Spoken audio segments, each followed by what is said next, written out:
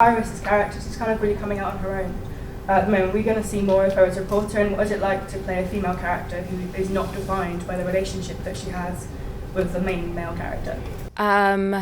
We will see more of that, hopefully, in this season. I will say we haven't shot too much of that yet. If you've watched, I don't know where you guys are. Have you seen 3? 3's on Tuesday. So 3 on Tuesday. You definitely get to see Iris kind of be a badass reporter. So I think it's a tease of what's to come for Iris later in the season. I'm always advocating and hoping for more of that because that's kind of how we know Iris in the comic books, as this kind of ace badass reporter. So I just don't know when that's going to kick into full gear. But what I've always loved about Iris is for her as a character, we see the slow burn of her evolving as a woman. You know, she hasn't, season 1, she wasn't perfect and she didn't have everything together. And so it's nice to see a woman kind of evolve on screen. And to your other question, which was... what's it like to be a female character that exists outside of her relationship with the male counterpart? Yeah, it's actually quite nice, and I'm kind of always fighting it in the fandom and reporting world. You know, I think people are always wondering, when is Iris going to get with Barry? When is that going to happen? And I'm always saying, you know, we as women and as characters are so much more than the men that we are associated with. And so I'm constantly trying to advocate that for Iris. Hey, it would be great to see her with Barry because that's kind of an iconic couple, right? So it's really fun that that's a possibility for our show. But what I get excited about is her agency in life and what she can contribute to Team Flash. We have 2 very strong role models and 2 very strong characters in front of us. Do you ever foresee your characters working together in some way in the future? In the DC in the greater world. DC TV universe, yeah. I don't know. I mean, anything's a possibility with these shows, especially with Legends of Tomorrow coming, the crossovers that we've already seen. Anything is possible. And I think that's what's so great about Andrew, Mark, Greg, Jeff Johns. I don't know. I think it would be great. That would be great. Yeah. I don't know much about Arrow. I've just started kind of watching every Wednesday night. I happen to be off on Wednesdays lately, and so I'm just starting to get into it. It'd be cool. I don't know how our characters would interact, but... Yeah, if you have any ideas, you know. Yeah, send them over. Yeah.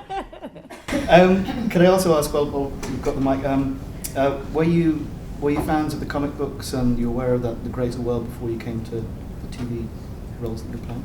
I mean, for me, I had a really kind of casual relationship with comic books, you know, and what's really been wonderful to be part of a show like this is gives you that opportunity to explore those stories that are so rich that maybe you weren't familiar with, and also just get to know this incredible fan base. I mean, it's really astonishing to me to witness these sort of Comic-Cons as they've really grown and evolved, and it kind of, I think, speaks to the power of these stories. I mean, comic books have been around for a very long time, obviously, and, you know, at their best versions, they can really take advantage of just great storytelling and kind of focusing on larger themes. And so, yeah, I mean, it kind of feels like the possibilities are endless with comic book universes when they're done well. So I certainly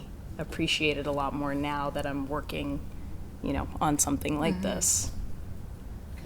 Yeah, comic books in terms of the actual comic, no, I didn't grow up with those. They weren't really available to me. But I did grow up loving, you know, Saturday morning cartoons, so I was very familiar with Batman, Superman, huge Batman fan.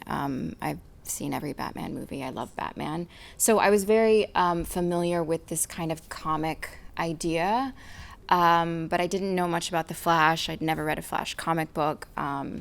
And so when I started to do that, and I still do it now to this day, we kind of keep the Flash comics. My makeup artist keeps them on her table so that when I'm getting ready, I can kind of flip through. It's still surreal because Iris is white and like I'm reading these stories and I'm like, wait, that's me. And it's a really cool thing because as a kid, when I'm watching Batman or Superman and I'm watching the Lois Lanes and the Vicky Vales, it was never an imagining that I would ever get to play that ingenue. So it's cool that that's happening, and a lot of girls are watching that and are inspired. It's cool.